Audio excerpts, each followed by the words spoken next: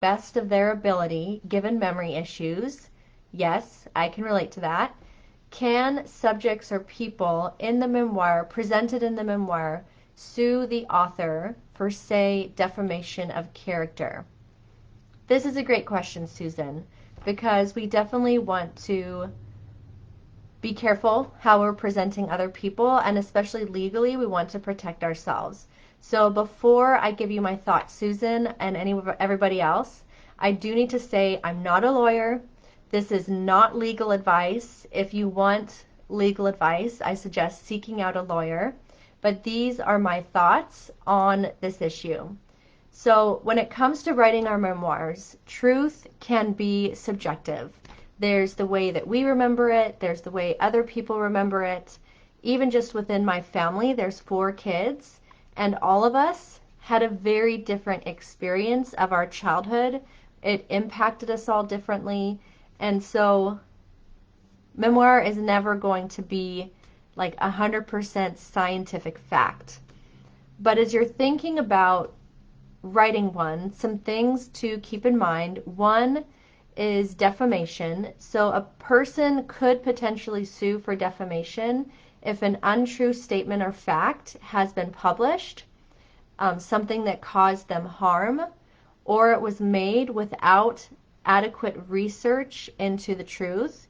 But again, we know with memoir that that can be hard to actually, we're writing something from our memory. So especially in the context of memoir, it reflects our own memories.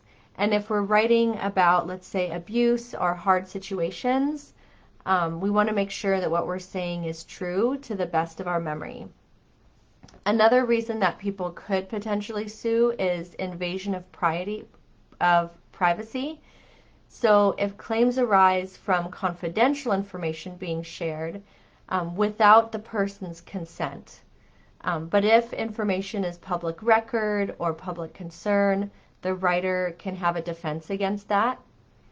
And then another thing to consider is kind of public versus private figures. So if you're writing about someone more in the public, they have a harder time proving defamation if there's information about them out there.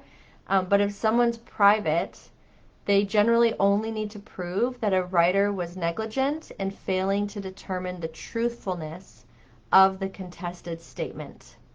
So my best advice, if you are writing memoir using real names, is consent.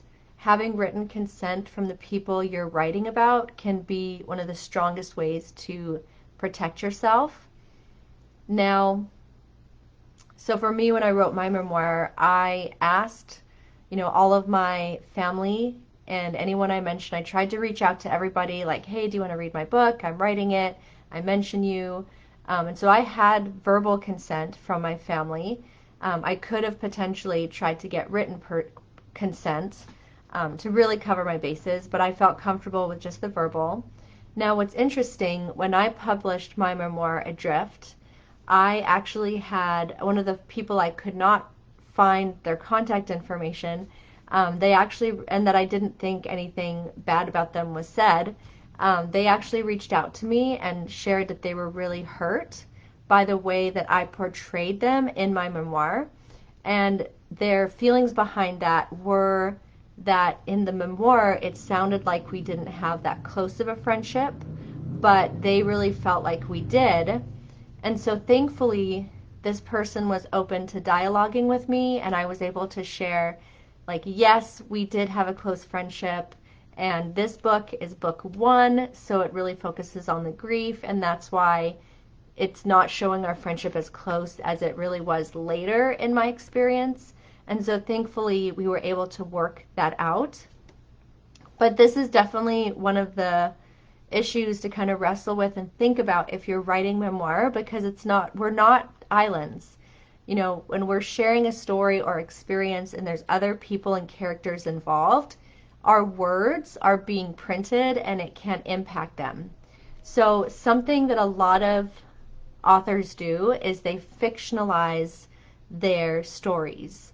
And we actually, Teresa Holman, in our group, she is coming out with a book It's an amazing book. It's called The Essence of Secrets, and it's a fictionalized story, but it definitely, like, she has a introduction, a prelude that says, like, this is fiction, it's not accurate, but it is somewhat loosely based on my own experience. So that can be a really helpful tool if you're worried about family members or people reacting a certain way.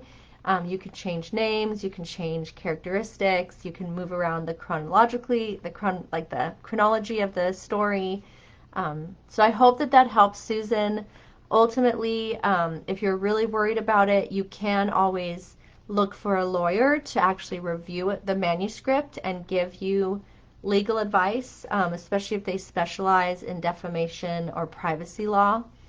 So I hope that that helps, and I hope it doesn't dissuade you from writing your memoir, because I know when I wrote mine, it was incredibly hard to write. I got stuck a number of times. It actually sent me back to counseling twice, my process of writing it. But it was also so worth it. And I love being able to have that story now. And what's interesting is one of my sisters, I have two, one of them actually just this week reached out to me because she's starting to process more of our family history and growing up. And so she actually read my book for the first time this week, and she found it really helpful to kind of hear my experience of our growing up. So you never know when you put your personal story out there who it's going to impact, when it's going to impact them.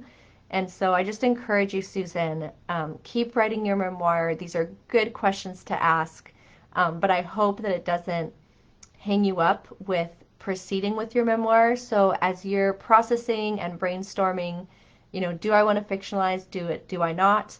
Feel free to bring those questions and that wrestling to our group, because I know that I've wrestled with that, and there's other people in the collective who've wrestled with that as well. So way to go asking the hard questions and wrestling with those topics. Okay, my next question here